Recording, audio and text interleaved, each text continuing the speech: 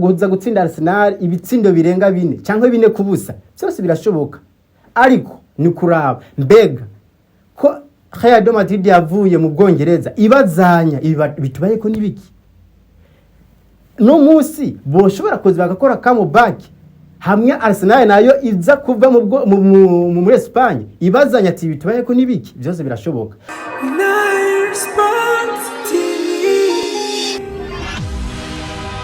Kwigire ku mugani wa Buraya aho igihe cy'isaha 3 ku munsi w'ejo hari inkino zo gusubiriza muri kimwe cya kane gishira icanyuma.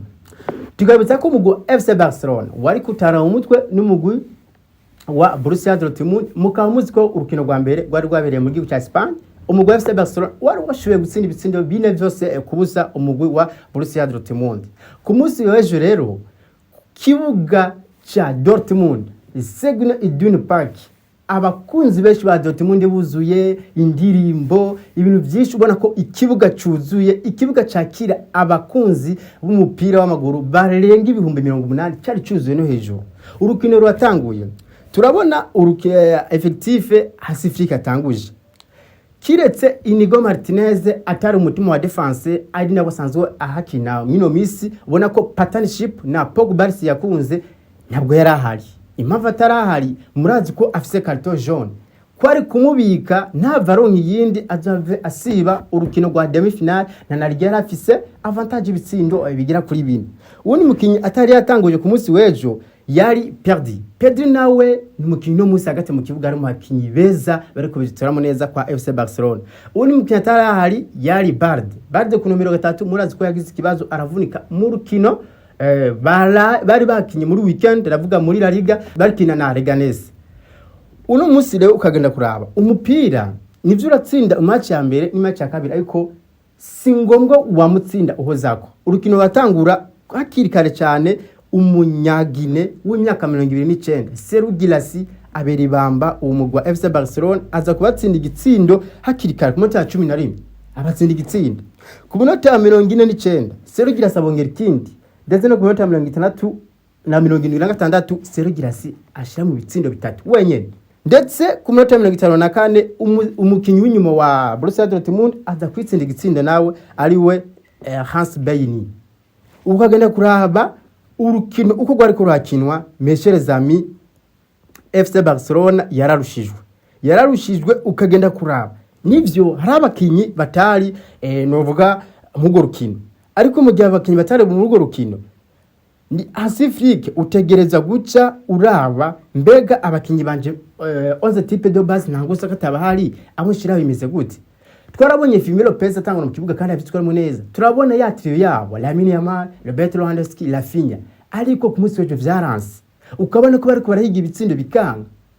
Urukino gwejo ikintu cyarokoye FC Barcelona ni ibitsindo bari batsinze ubwa mbere. Iyo bataza gutsinda ibitsindo byinshi bigira kuri 4 bakabitsindira mu gihugu cya muri Espagne ku munsi w'ejo byari bigoranye. Abakunzi benshi ba FC Barcelona urukino rwaheze atanu numwe ariko aravuga bakora kurumenyesa ati Imana idwari urukino rugahera kuko gutsinda ibitsindo bitatu kuri kimwe bakaba bari batsinze n'ibitsindo bibiri bikanka kubera bari bakoze offside. Byaraboneka ko umugwi wa Borussia Dortmund iyo baza gukina neza mu mukino rwa mbere bagatsinda igitsindo kimwe cyangwa itsindo bibiri ku munsi w'ejo byari guhava bigorana. Uno munsi tukabateye ko turavuga ibindi ukagenda kuraba urukino uko rwari ko rakinwa nk'uyu Gerard Martin yari ku ruhande rwa Balde byaramugoye. Abahungu ba Ademi, Sergio Guirassy, Gittens, Kuto barabagoye cyane ukabona ko vraiment umugwi wa Borussia Dortmund imbere y'abafana ibihumbi 180 bari kwavyitwaramo neza. Hasifrika akora remplacement arakuramo Lamine Yamal, arakuramo uyu Roberto Lewandowski, ashiramwo aba Dani Olmo, ariko ukabona ko byanse. Remplacement zeje Hasifrika yakoze remplacement tactique kuko yashura gukuramo umusatiriza agashiramwo umudefenseur. Ni ikintu tumaze kubona ko iyo 11 type ya FC Barcelona byanse cyangwa trio yabo yanse yama passe Lamine Yamal ahereza ba Rafinha ba Roberto Lewandowski byanse biragorana. Ukagenda kuraba utangije mu kibuga De Jong na Gavi na Firmino Lopez biragorana ko De Jong ashobora kwitwara neza mu gihe batari barakinana na Pedri. Uko partnership ya Pedri ya Pedri na De Jong imaze kuba inywana. Rero cyo umuzana uri hansi flick ukacuzana De Jong na Gavi na Firmino Lopez biragoye ko ya mipira ibashikira. Ndavuga abasatirizi ba FC Barcelona ni navyo twabonye ku munsi wejo. Sinzi ko mwabonye Gavi avuyeyo Pedri akinjira ubwo nyere igitendo cyaje kiboneka. Ariko Hansi Flick achaza gukura mu Lamine Yamal. Nivyo Lamine Yamal match yari yansi, ariko ni Lamine Yamal ari mu kibuga aba defenseur ntibigira bisanta Alez baguma bamucunze hasi hejuru bakakurikira no kwitwa homme a homme. Lelo Lamine Yamal amaze kuvamwo ya mipira za centre za exterieur dopye akunda gutanga kuri Barafinya bica bigorana. Rero urukino gwejo byaragaragaye ko ibice byinshi FC Barcelona yarashijwe n'umugwi wa Borussia Dortmund. Ni ugiye kuraba hatire kadre ya mipira itegwa yerekeza mu izamu. FC Barcelona byaransipe yateye imipira yerekeza ikomeye mu izamu mipira ibiri. Mu gihe Borussia Dortmund yo yateye mu izamu y'imipira ikomeye inchoro 11. Urumva ko FC Barcelona ku munsi w'ejo byari byanje.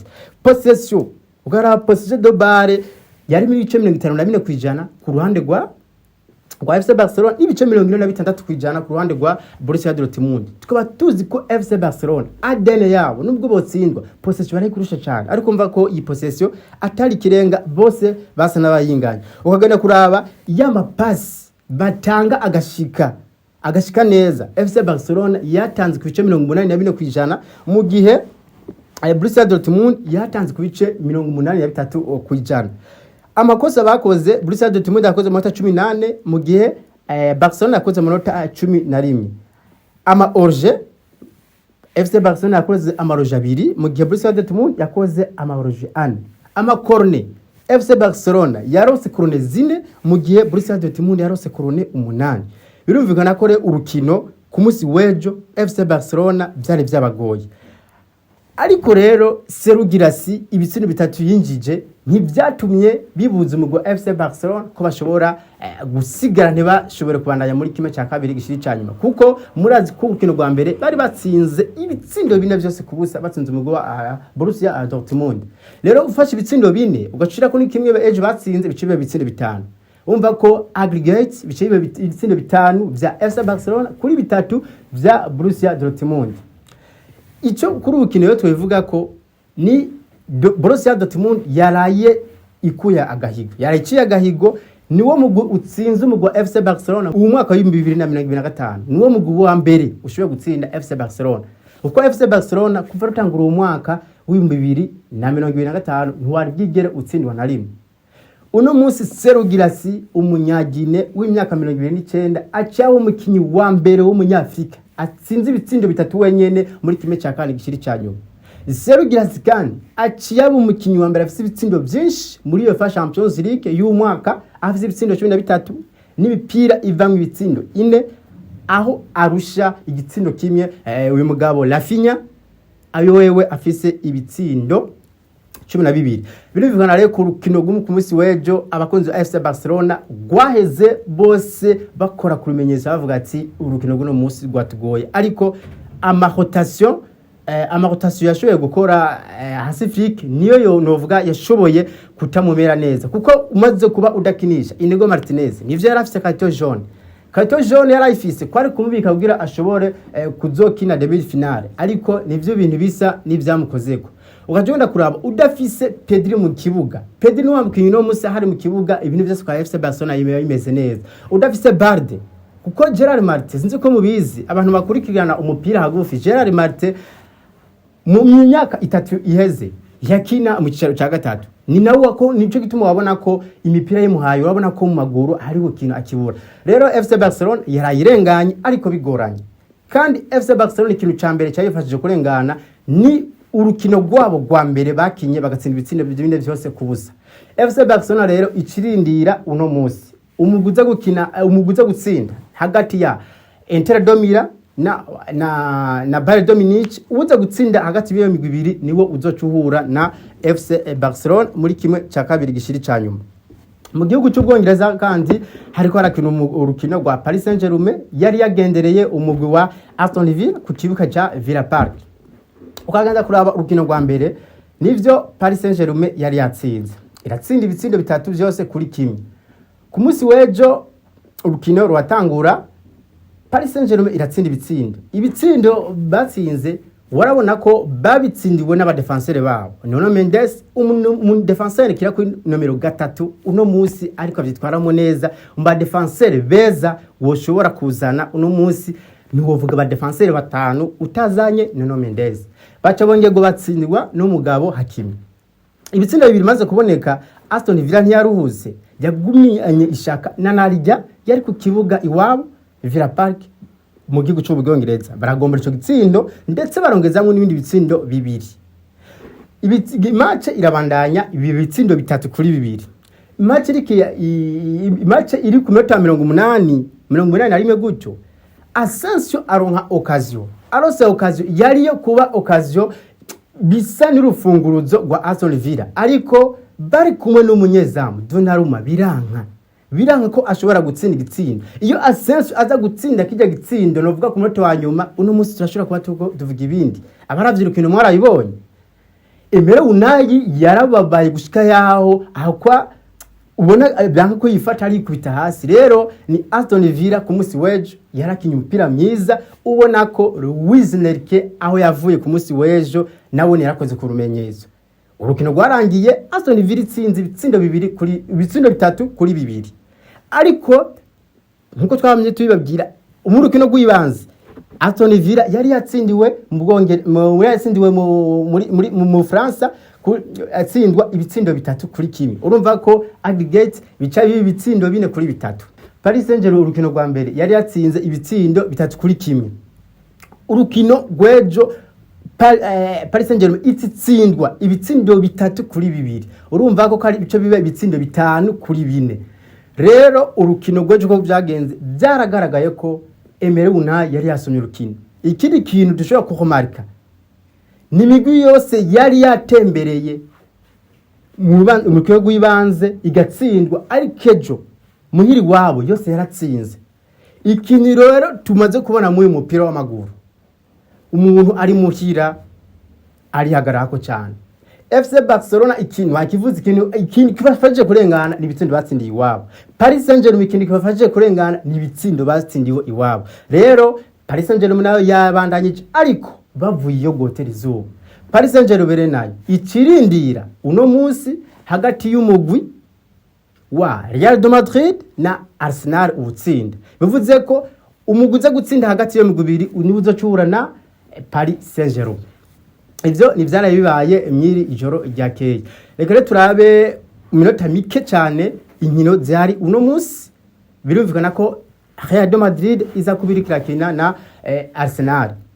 Ni Real de Madrid urukino rw'ibanze murazi ko yari yashoboye gutsindwa ibitsindo bitatu byose kubusa, ariko babitsindiwe he Emirates Stadium ku kibuga ca Arsenal.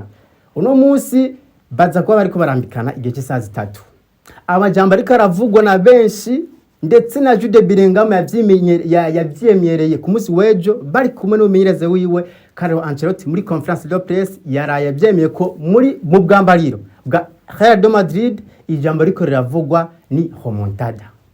Uko musanzwe mubizi, imbere y'uko urukino rukinwa mu byo bihugu biteye imbere haraba conference de presse ku umumenyereza akagenda ajanye n'umukinyi umwe atoye yifuza. Rero Jude Bellingham baramubajije mu bwambariro hameze gute kwa Real de Madrid. Mu bwambariro kwa Real de Madrid iriko kirahavugwa ni remontada. Carlo Ancelotti baramubaza ati mbega ko twumva ko hamwe utobandanya muri UEFA Champions League mu gice cya kabiri gice cya nyuma hari amakuru ashobora kuca uva mu Real de Madrid. Carlo Ancelotti muradu ngene yishura rwengishi yavuze ko umugwi wa Arsenal siwo mugwi wa mbere ahuye nawo ubukomeye, amaze gura n'imigwi myinshi. Rero kuza gutsinda Arsenal ibitsindo birenga 4 cyangwa 4 kubusa byose birashoboka, ariko ni kuraba mbega ko Real de Madrid yavuye mu Bwongereza ibazanya bitubaye ko nibiki. No munsi boshobora kuza bagakora comeback hamwe Arsenal nayo iza kuva muri Espagne ibazanya ati bitubaye ko nibiki, byose birashoboka. Uko tugiye kuraba urukino rwejo uyu mugwi wa Arsenal utuwe kuraba urukino rwejo nk'uyu mugwi wa Barcelona ntibigera utsindwa kuva umwaka wa 2025 utangura, ariko batsinze ibitsindo bitatu. Rero Real Madrid uri ku kibuga cyawo Santiago Bernabeu muzi ko iba yuzuye, abafana barenga 90,000 bakira kije kibuga bose baba bahari, amatike yaheze kera ntaco buza bitaba. Ariko kugira bibe icambere ni mu buri minota 30 ya mbere Real Madrid ze kuba yabonye igitsinda. Icya kabiri Real Madrid baze gukomeza ya mediane yabo.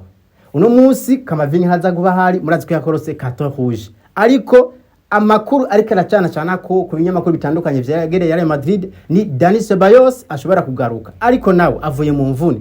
Meshereza mu mukinyi avuye mu mvune nka Dani Ceballos nivyo n'umukinyi mwiza kwa Real Madrid, ariko bitwara muneza, ariko biragoye kucuza ukamutanguza mwaba bakinyi ba Partey ba Declan Rice abagabo Odegaard. Ariko ugiye kuraba ukaraba imyimenyerezo Real Madrid ikirakora, biragaragara ko Dani Ceballos ashobora gutangura. Atanguye mu kibuga Olivier Chouameni akaba ari hajya, arashobora kurinda bwa bwugarizi bwa Real Madrid ntibashobora gushikirwa n'imipira myinshi. Ariko igice cyambere gahera Real Madrid tararonka igitsindo kimwe canke igitsindo kimwe kirenga, biraza kugorana ko bashobora kubita remontada. Ariko muri football twaraye tubonye ko byose bishoboka. Real Madrid bafise akamenyero mino misi byo gukina ikibuga cyabo cyugaye. Rero no munsi Arsenal nayo ngo yajanye yindi ntumbero, ngo Real Madrid za kugara hejuru, Arsenal nayo ngo yugare hasi. Turarindiye turabe ko biza kugenda, ariko ico Arteta yojana ajana ijya mukenyiro yakinye, agakino ujya mukenyiro yakinye akagira surnombre hagati ntaco buza Real Madrid atawusezerera. Ndayibutse ko urujya rukino bakinye yari yahamagaye uyu mugabo asanzwe amenyereza Man City Pepe Guardiola, aramwibira akabanga. Murazi ko yaramenyereje Barcelona n'umunya Espanyol, arazi nyene muri Espagne bakina, yaramwibira akabanga. Rero no munsi kubganje mbona yo mwifashisha akamubaza Santiago Bernabeu ko bose bahashitse kuhava bitoroshe neka akabangano jana. Rero no munsi Santiago Bernabeu ikindi kintu cishije inyuma mutamenye cyangwe abantu mudakonsita mutamenye, abafana barenga 30,000 bashigikiye umugwi wa FC Barcelona bagaraguza amatike baza kuba bari muri Santiago Bernabeu bashigikira umugwi wa Arsenal. Ikindi abana batarashikana imyaka 18 barabujijwe kuja mu gihe kibuga kuko uburongozi bwa Real Madrid bwatangaje ko hashobora kuba ibintu. Rero turarindiye turabe ko iyo remontada igubiririmbwa ishoboka, ariko ni urukino rutoroshe.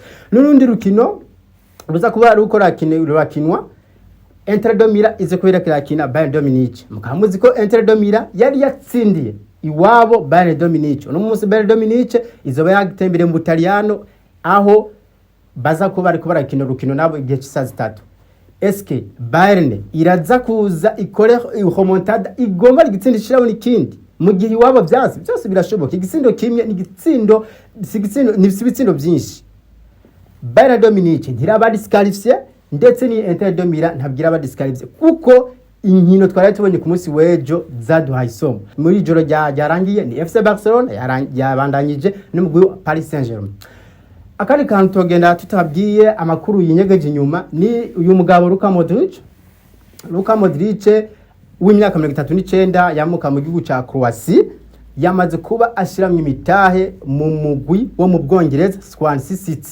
Swansea City ni mugwi ukina ikicaro cya kabiri mu gihugu cyo Bwongereza, ariko wahoze ukina mu kicaro cya mbere haheze imyaka igera ku ndwi waratibutse uva muri Premier League ubuno umunsi ukina Championship ikicaro cya kabiri.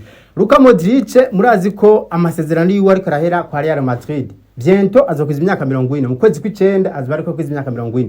Tukamuzi ko agafaranga aragafise. Murazi ko ba Toni Kroos baraseze, ariko barafise amakademi, ba Vinicius barafise imigwi bashiramwe uburyo, kuko umupira w'amaguru ushobora kuwusezera mu gihe utekwaye neza canke utakoze business ukaburi ico wifashisha muri kazoza. Reni Toni Kroos abari kumwe n'andi bagabo basanzwe begereye umugwi wa Swansea City bashizemwe imitahe, bashaka ko umugwi wa Swansea City ni mu buriburi uduga uve muri Championship ushobore kuduga mu kicaro cya mbere English Premier League. Swansea City ukini kicaro cya kabiri uri mu kibanza cya 12, mu migwi 24 isanzwe kina icicaro ca kabiri mu gihugu cyo Bwongereza. Rero uno musi Luka Modric itangazamakuru rya nirimubaza mbega ntuba ugomba uve muri Real Madrid ushobore kwerekeza mu mugwi kina icicaro ca kabiri muri Swansea City. Luka Modric yabihakanye yavuze ko agistariya amasezerano na Real Madrid ariko nyuma Luka Modric ushoye imitahe amahera arafise imyaka igera 13 ariko Real Madrid aramaze gutwara ibikombe bigera byinshi bigera ku 28. Ballon d'Or yatwaye 2018 aramaze gushikana mu rukino rwa nyuma rwa finale n'umugwi mu giserukira gihugu wa Croatia ku myaka afise ni mu buri nta myaka 3 asigaje gukina. Rero nyimbo no musari karaba mwene ukora business ni ikintu ciza. Nibaza ko abantu ko badukurikirana amakuru twari tuhafitiye kuno musi wa gatatu nayo tubatumirira kubandanya mudukurikirana ku mbuga zacu zitandukanye ndavuga kuri YouTube, Facebook, Instagram hose wandika Night Sport TV mukoda followinga ndetse mukatumira n'abagenzi banyu nabo bagatumirira abagenzi babo bashobore kubandanya badukurikirana kuri urubuga rwacu wa Night Sport TV. Sivyo gusa ushobora kuba ufise ibintu byo kuramamaza, ushobora kuba ufise ivyumviro ushaka bishika kure karibu muri Night Sport TV tugufashe kwamamaza ivyumviro byanyu. Mwakoze mwese twabanye namwe kuri urubuga rwacu nizeye ko tuzosubira kundi munsi. Ciao ciao.